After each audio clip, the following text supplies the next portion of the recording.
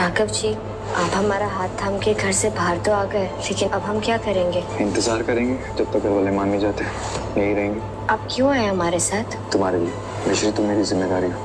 बस जिम्मेदारी का रिश्ता है हमारा आपके साथ, और कुछ नहीं। बाहर कैसे जाए वो सोचिए। इसमें क्या सोचना है, चलो बाहर। ये तो खुला है, खुल क्यों नहीं रहा? वो क्या है ना, आपकी सासू माँ चाहती है कि हम दोनों साथ में थोड़ा वक्त गुजारे, अच्छी अच्छी बातें करें। क्या बोल रही हो? यही कि वो हमें बाहर से बंद करके चली गई है, तभी तो दरवाजा खटखटा रहे थे हम। क्या? यार एक बात बताओ, हर बार तुम ही किसी न किसी मुसीबत में क्यों फंस जाती हो? ताकि अब हीरो बनकर हमें बचाने आ सके। सीधा जवाब नहीं देना आता। और आपको सीधा सवाल पूछने नहीं आता? देखो, मैं सिर्फ ये पूछ रहा हूँ कि कल्पना आंटी तुम्हें अंदर बंद क्यों करेंगी? कि हम उन्हें झूठ पकड़ने वाली मशीन के पास ले जा रहे थे टेस्ट करने के लिए, ताकि हम ये जान पाए कि उन्हें वानी जी के बारे में कितना पता है। पर उन्होंने हमें धक्का देकर खुद बाहर से दरवाजा बंद कर दिया। पर कल्पना आंटी अपनी बेटी के साथ ऐसा क्यों करेंगी? तुम उन पर शक क्यों कर रही हो? कि जब तक वानी जी नहीं मिल जाती तब तक हमें सब पर शक रहेगा। मिश्री के आने वाले एपिसोड में एक अलग ही ट्विस्ट देखने वाले हैं। यहाँ पर भाई मिश्री से माफी मंगवा रही है वानी।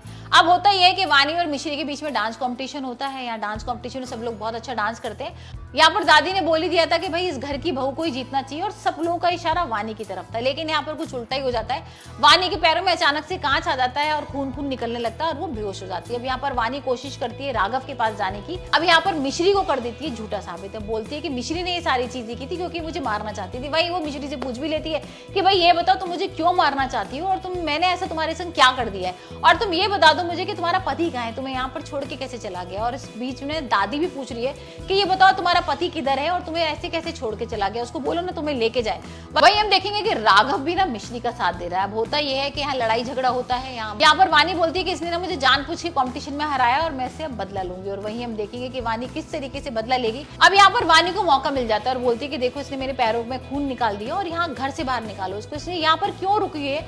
और यहाँ मिश्री को पूछ भी रही है कि भाई तू ये बता तेरा पति कौन है। यहाँ पर दादी भी उसके साथ मिल गई और वो भी पूछ रही है कि भाई बता पति कौन है और बिना पति के तो यहाँ पर कैसे रह रही है। अब वो राघव की तरफ इशारा भी नहीं कर सकती क्योंकि पता है उसको कि अगर राघव का नाम लिया तो बहुत बड़ा नाटक हो जाएगा। तो देखते हैं भी आने वाले एपिसोड में मिश्री के क्या कुछ होने वाला है। वैसे आप मुझे बताइए आपको मिश्री का एपिसोड कैसा लग रहा है। और यहाँ पर जब मिश्री को भाई ये बोला गया कि नाक रिगड़ के माफी मांगनी है, तो आपको क्या लगता था कि भाई क्या होना चाहिए, क्या उसको वाकई में माफी मांगनी चाहिए थी? वैसे उसने ऐसा कुछ गलत काम नहीं किया था कि भाई उसको नाक रिगड़ के माफी मांगनी पड़े। ये सारी चाल और सारी चीजें तो भाई वानी कर रही है और वानी उल्टा ही मिश्री को फंसा रही है। तो आने वाले एपिसोड में हम देखने वाले किस तरीके से यहाँ पर जो मिश्री है ना वो अपनी चाल चलेगी, क्योंकि मिश्री को भी समझ में तो आ गया है कि ये वानी ने ही सब कुछ किया है।